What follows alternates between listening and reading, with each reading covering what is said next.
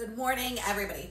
So I wanted to answer this question because I wrote an entire article about this subject and dropped it yesterday on Smex Ed's website. So if you want to go read this rather than listen to me go through it, go to www.smexed.com. I talk about the 12 different styles of orgasms that vulva owners can have. However, I do not discuss female ejaculation and or female squirting in that article. And the article is fairly brief and touches upon them just a little bit. If you're looking for a more extensive training on them, I have a Smex Ed class dedicated to this entire topic, which is the 12 types of orgasms, female squirting, female ejaculation, how to achieve each, how to stimulate each, and some information about it. It's a 52-minute long training. I'll link it below. But for the purpose of today, I am briefly going to go over the 12 different styles of orgasms, and I'm going to talk about female squirting and female ejaculation because they are two different things. So buckle up. This is probably going to be a long story. Now, the first style that we are going to discuss in the 12 style of orgasms is an oral orgasm. And no, I'm not talking about oral sex. I am talking about people being able to achieve an orgasm through kissing alone. You have to think of the mouth has so many nerve endings that are connected throughout the body. And so when you practice sensual, deep, like fucking sexual kissing, it can cause your partner to orgasm. Like, you have to think of it this way. Imagine a makeout session that you have with a partner that's like so fucking hot. Like, you're straddling them, it's getting heated, you can start feeling your body react to that. You become aroused, your heart rate starts increasing. Like, all of those are orgasmic signs. So there are people who can orgasm via kissing alone.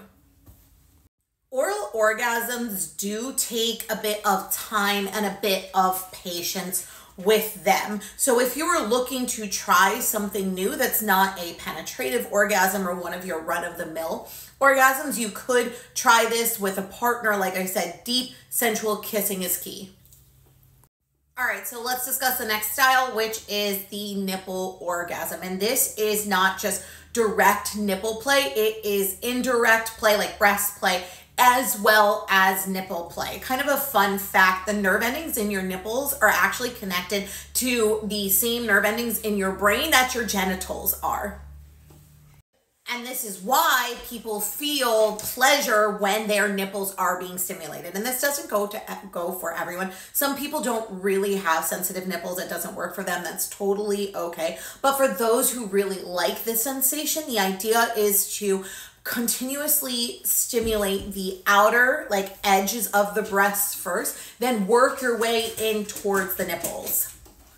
So ways of stimulating the nipple, like indirectly, massages, directly, you could literally use anything. There are various amount of toys such as nipple clamps, nipple suction toys that can help with stimulating the nipple to achieve orgasm. There is temperature play, so using like ice, using hot wax.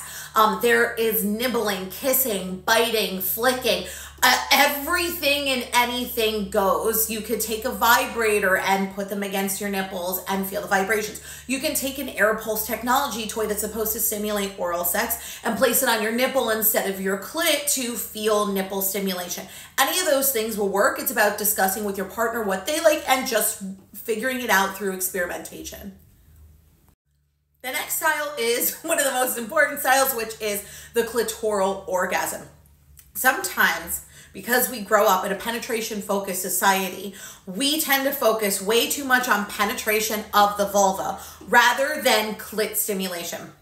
Some little interesting facts about orgasms in general for vulva owners. Only 18% of vulva owners can get off via penetration alone without any other additional stimulation.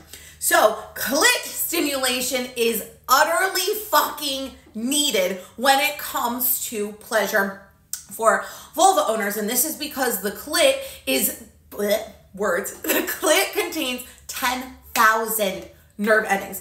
Compare that to the head of a penis, which only contains 4,000. So it is this huge, intricate nervous system that just radiates throughout the body, and it's much longer than you actually think. what you actually see is called the clitoral hood. That is a small piece of the entire system. The entire system is kind of shaped like a wishbone, right? It can be anywhere from 3.5 to 4.5 inches long and as wide as 2.5 inches. And it stretches down the side of the labia. So when we are talking about clitoral stimulation, yes, we are talking about clitoral hood stimulation. We are also talking about stimulating the outsides of the labia. Because when you stimulate the labia as a whole, it is clitoral stimulation. It all is like intertwined and beautiful and magnificent. So you want to make sure that you are focusing on clitoral stimulation if you are dating a vulva owner. And this style orgasm comes from whatever type of stimulation gets that person off. And that is varied. Like all of this is varied from person to person. So this is why communication with your partner is so important, so that you can sit there and say, what do you like, so that I can do it for you so that you can get off. And ways of stimulating the clit: oral, fingers, toys, cold play, hot play. The possibilities are endless, so just have fun exploring those. Another external only type of stimulation is the urethra. Now, I'm going to give this information to you. Some of you may not know this, but vulva owners have 3 holes. Yes, 3 holes. You have your urethra, which sits on top. Then you have your vaginal canal that sits right below your urethra. And then you have your anus, which is in your butt. These 3 holes require or can contain a bunch of nerve endings that can help with sexual pleasure. When we are talking about the urethra, we are talking about the urethra canal, the hole that you piss out of. We never want to insert anything into the urethra. Bottom dollar, don't fucking ever do that, because you could cause a lot of damage. What the U-spot orgasm is all about is external stimulation of the urethra, because once again, the nerve endings around the opening are just chef's kiss delicious. So ways to stimulate this is just the ways of all the other ones, through vibrations, through your tongue, through your fingers, right? And sometimes it may work for people and it may get people off, and sometimes it may not. Experimentation is key, and it's glorious and it's beautiful, and this is how we figure out what works for us and what doesn't. So just experiment with it, play with it, see if it is something that your partner likes. Now we are going to discuss vaginal orgasms. So orgasms that are located inside the vaginal canal. The first one is the G-spot. We've got a lot of information coming on this one, because up until recently, it was believed that every single vulva owner has a G-spot. But modern science and modern studies, scientific studies, there we go, have indicated that the original 1957, I think, study is false. And that not every vulva owner has a G-spot, and or the G-spot might not even exist. And if it does exist, it's not an actual literal spot. Like, it's not like something you could feel. It's actually an erogenous zone within the vaginal canal.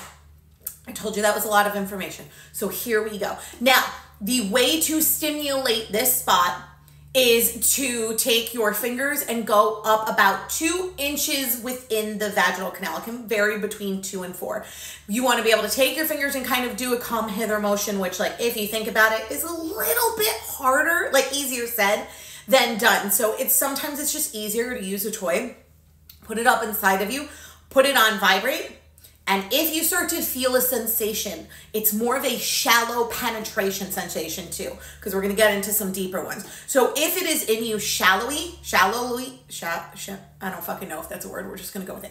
If it is inside of you and it is shallow, remember, 2 inches, I think, is about that big. Maybe I'm being a little gracious. I don't know, about that big. And you start to feel arousal take over. You start to feel the high, like, not high blood pressure. Yeah, well, high blood pressure. Your blood pressure does increase. You start getting stimulated. Your nipples start getting hard. Your body starts breaking out into chills. You start getting that, like, kind of orgasmic flush. Your breathing increases. Your heart rate increases. These are all signs that that area exists within you. So go ahead and try it and see if it works. Now, got water on myself. Fun fact about the vaginal canal. The vaginal canal is typically at rest when you are not stimulated between 2 and 4 inches long. As you become aroused, your vaginal canal stretches out and can be upwards to 10 plus inches long. Pretty fucking fascinating. It's really incredible. So this is how we start experiencing these different types of erogenous zones within the vaginal canal. So the key to finding these next erogenous zones is that you have to be fully aroused in order for this to happen. So you won't feel this typically happen the first 5 minutes of penetration. It could be 10, 15 minutes. So the A-spot orgasm, which is called the anterior fornix orgasm, which is found in the anterior fornix erogenous zone. Say that 10 times fast. This is located within 3 to 6 inches within the vaginal canal. Some people say you can actually also stimulate it anally, like when you were having anal sex, you actually hit up against your anterior fornix erogenous zone. So sometimes you can actually stimulate the zone anally as well as vaginally.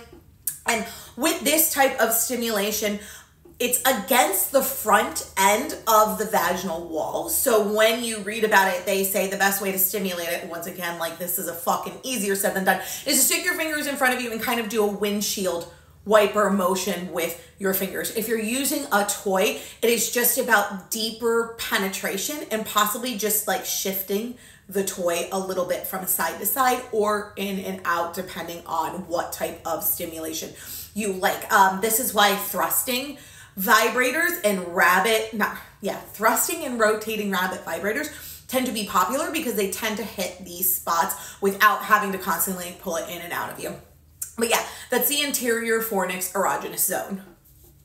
Now, the deepest penetrative orgasm that you can feel is your cervical orgasm. That's because the cervix is located deep within the vaginal canal, usually around 6 to 8 inches in there. And it is chock full of nerve endings. A lot of times, vulva owners can feel this type of stimulation with deep penetration. And sometimes during doing kind of like a standard missionary may not get it there. So doing positions that help you achieve that deep style penetration. So the first one that kind of comes off my head is any position where the vulva owner is on top. So reverse cowgirl, just riding on top. And this is because the vulva owner is able to position themselves as deep as possible on top of the penis, and they can control the depth of the penis with their own body. So the cervical orgasm is also supposed to be the most intense orgasm that a vulva owner can feel. It is supposed to be the type of orgasm that radiates through your entire body. Pair that orgasm with clit stimulation and you will fucking have the time of your life. The next style orgasm is the anal orgasm. Now, everyone's like, well, duh, through the anus. Yes, this orgasm, good Lord, guys, this orgasm can be achieved internally.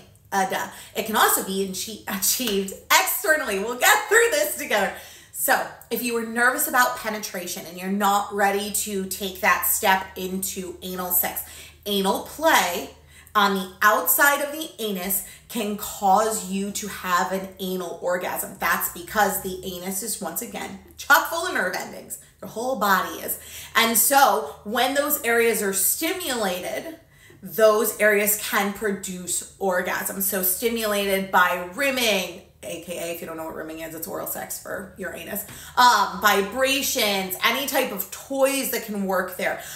Even taking the head of a penis sometimes and like rubbing it against that area. So you're not getting full penetration, but one, you're getting used to the feeling of a penis being back there. And two, it's stimulating all of those areas for you, all of those nerve endings for you. So it could cause you to orgasm that way.